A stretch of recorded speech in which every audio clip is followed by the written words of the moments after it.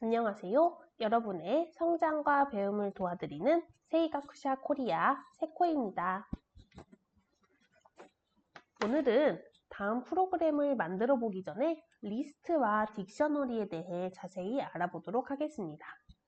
코딩을 할 때 굉장히 유용하게 많이 사용되니까 꼭 짚고 넘어가 보도록 하겠습니다. 먼저 리스트에 대해 알아볼 건데요. 리스트란 파이썬에서 가장 자주 사용되는 데이터 구조 중 하나로 여러 개의 값을 하나의 변수에 저장하는 데 사용됩니다. 리스트는 대괄호 안에서 쉼표와 구분하여 사용합니다. 리스트는 다양한 데이터들을 저장할 수 있는데 예문과 같이 int 타입인 숫자도 들어가고 문자로 인식되는 것들도 있는데요.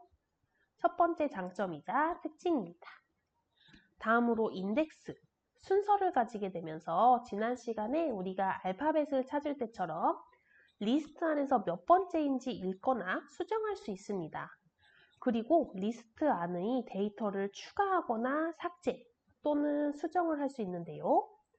이와 같은 유연성을 가지고 있고 마지막으로 리스트는 입력된 순서, 예문에서의 민수 35, 스튜던트, 전화번호가 순서대로 입력된 것처럼 인덱스로 접근할 때 우리는 쉽게 데이터의 순서를 예측할 수 있습니다.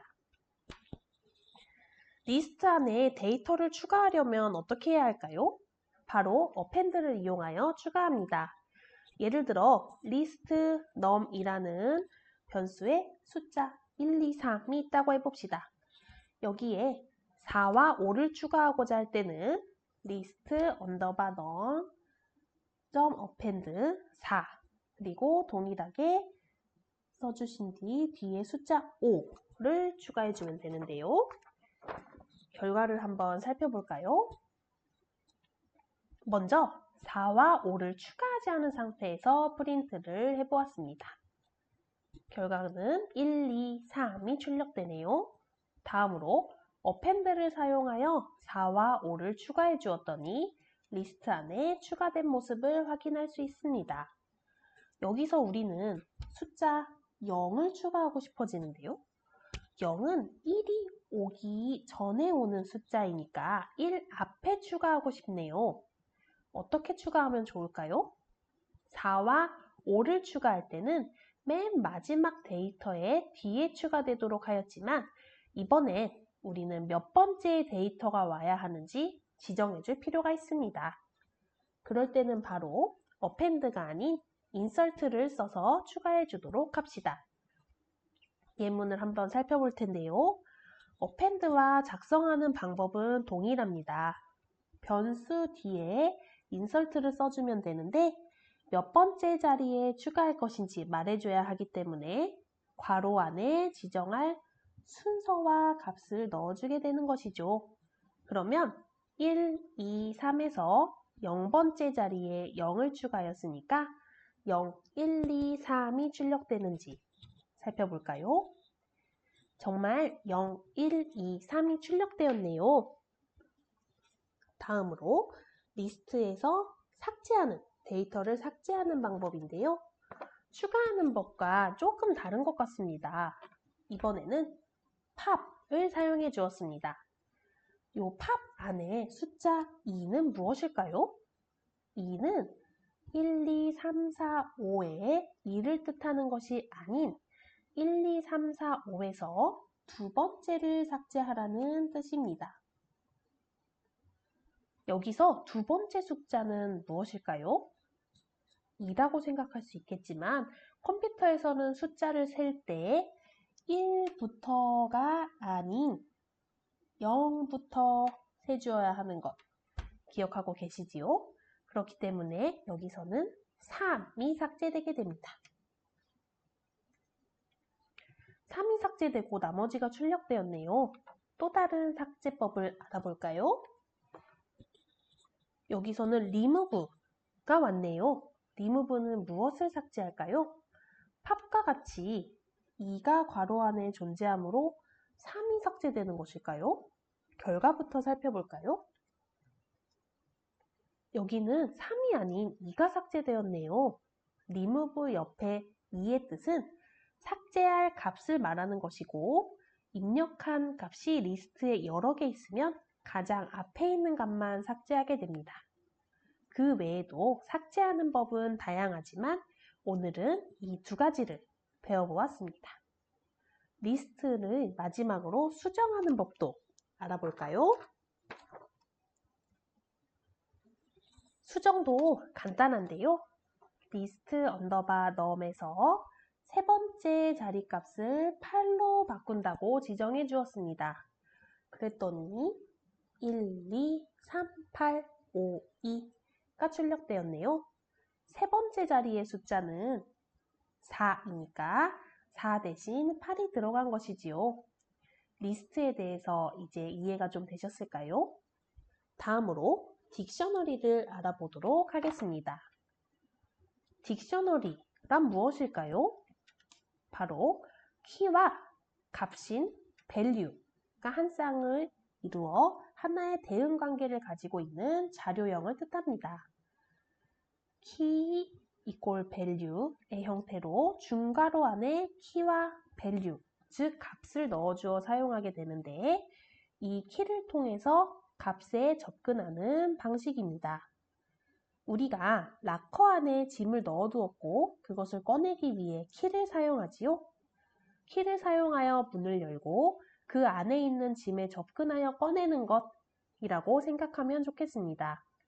예를 들어 한 사람에 대한 정보를 표로 만들어 보았는데요. 이 표를 어떻게 딕셔너리 형태로 만들 수 있을까요? 예를 들어 코드문과 같이 딕이라는 변수를 가진 딕셔너리에 name의 값을 알고 싶을 땐 사진 속 코드문과 같이 프린트해주면 name은 무엇을 반환해 줄까요? 바로 민수를 반환해 줍니다. 여기서 정말 중요한 것은 키를 입력할 때 철자를 정확히 입력해 주는 것입니다. 딕셔너리를 포함한 모든 코드문에서 에러가 자주 일어나는 이유 중 하나가 단순한 오타이기 때문에 철자를 정확히 입력해 주시기 바랍니다. 그리고 따옴표도 넣지 않으면 에러가 일어난다는 것 잊지 말아주세요. 여기서 name은 문자열이기 때문에 따옴표를 써주어야만 합니다. 조금 더 응용해 볼까요? 딕셔너리에 데이터를 추가해 보도록 합시다. 우리는 기존에 있는 데이터들에서 직업을 추가해 보도록 하죠. 먼저 키와 밸류 값이 필요하겠죠?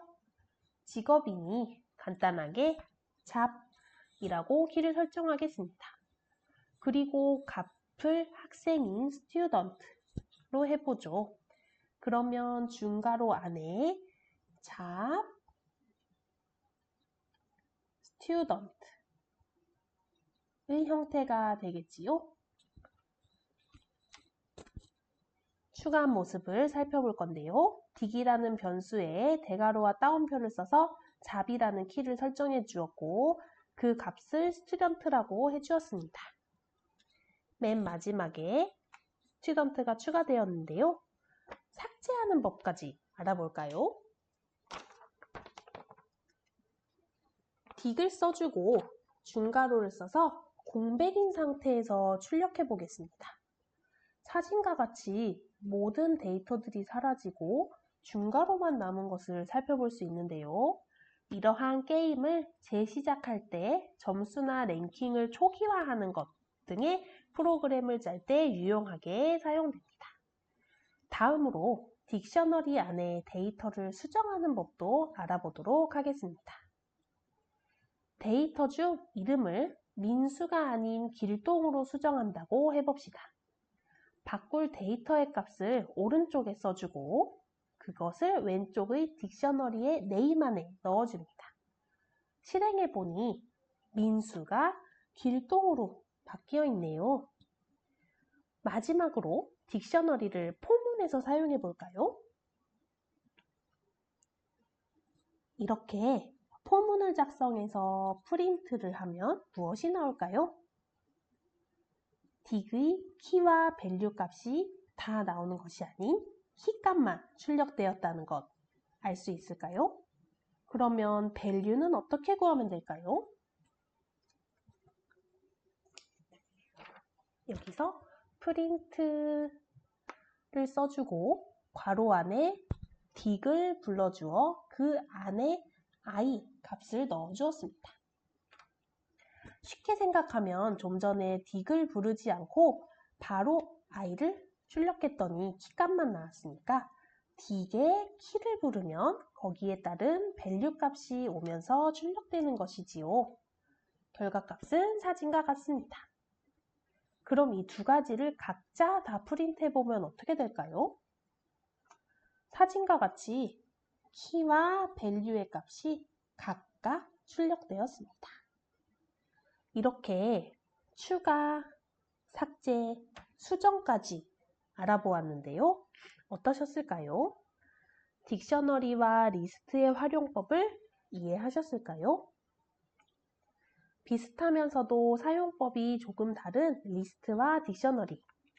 프로그램을 떠나 우리 자신도 이름, 나이, 생일, 취미 등 다양한 정보를 가지고 있는 것처럼 기업이나 각 프로그램, 게임 등에서도 수많은 데이터를 가지고 있기 때문에 리스트와 딕셔너리와 같은 집합형 데이터들은 많이 사용됩니다.